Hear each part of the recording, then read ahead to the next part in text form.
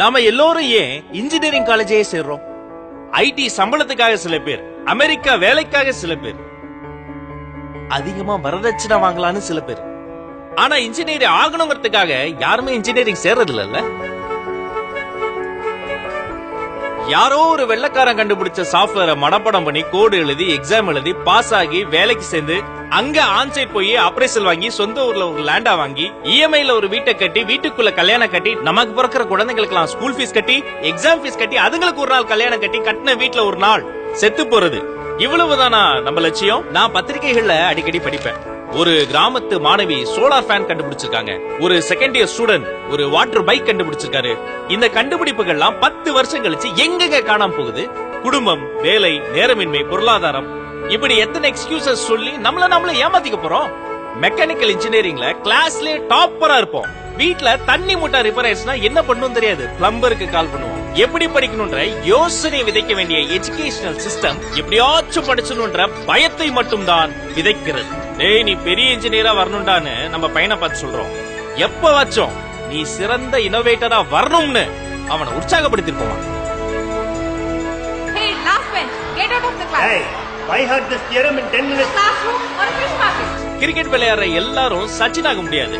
ஆனா சச்சின் இருக்கும்போது தானே ஒரு MS தோனி வந்தான், கோலி வந்தான். வல்லவனுக்கு வல்லவன் இந்த வையகத்தில் உண்டு. இங்க தேவை நிறைய பயிற்சி, கொஞ்சம் முயற்சி. Wikipedia, Google search, cloud computing, எந்த வசதியும் இல்லாத அந்த காலத்திலேயே கல்லணையை கட்டினாங்க. ஆனால் டெக்னிக்கலி இன்னைக்கு கணக்கில் அடங்காத வசதிகள் இருக்கு. கட்டுமானங்களும் கண்டுபிடிப்புகளும் இருக்கா? குழந்தைகள் கையில் குட்டி குட்டி பலூன்கள் வந்தன. அந்த பலூனில் இருந்து ஹாட் ஏர் பலூன்ஸ், விமானங்கள், பாராசூட், ராக்கெட், சேட்டலைட் எல்லாம் வந்தன. வெறும் பலூனோடு திருப்தி அடைந்திருந்தால் நாம் வெறும் குழந்தைகள். ஆனால் பறத்தல் குறித்து கனவு கண்டு அதை கண்டுபிடிப்புகளால் சாத்தியமாக்கியதால் தான் நாம் மனிதர்கள். நியூட்டன் தலையில விடுறதுக்கு முன்னாடியே மில்லியன் கணக்கான ஆண்டுகள் ஆப்பிள் மரத்துல இருந்து கீழே தான் விழுந்துகிட்டு இருந்தது. ஆனா மேல இருந்து ஏன் கீழே விழுதுன்னு நியூட்டன் தலையில விழுந்த பிறகு அவர் யோசிச்சார். பூமிக்கு தியரி ஆஃப் கிராவிட்டி கிடைச்சு. இரும்புல செஞ்ச ஒரு ஆணி தண்ணியில போட்டா மூழ்குது, இரும்பிலேயே செய்த கப்பல் தண்ணிக்கு மேல மிதக்குது. ஆர்கிமிடிஸ் விதி. இந்த விஞ்ஞானிகள் ஏதோ வேற்றுக்கிரக வாசிகள் கிடையாது. உங்கள மாதிரி என்ன மாதிரி மனுஷங்க. அவன் கேள்வி கேட்டான், யோசனை பிறந்துச்சு. நம்மள யாருமே கேள்வியே கேட்க விடுறதுல, பதிலுக்கு நாம யோசிக்கிறதே இல்ல. வெறும் மார்க்குக்காக மட்டுமே வாழ்றதும் கறிக்கடையில பிராய்லர் கோழியா வாழ்றதும் ஒண்ணுதான். பேப்பர் போடுற ஒரு சாதாரண பையன் அந்த பேப்பருடைய ஹெட்லைன்ஸா வந்த வரலாற்றின் பெயர் தான் அப்துல் கலாம். இந்திய இன்ஜினியரிங் மாணவர்களுக்காக ஒரு போட்டியை நடத்துறாங்க.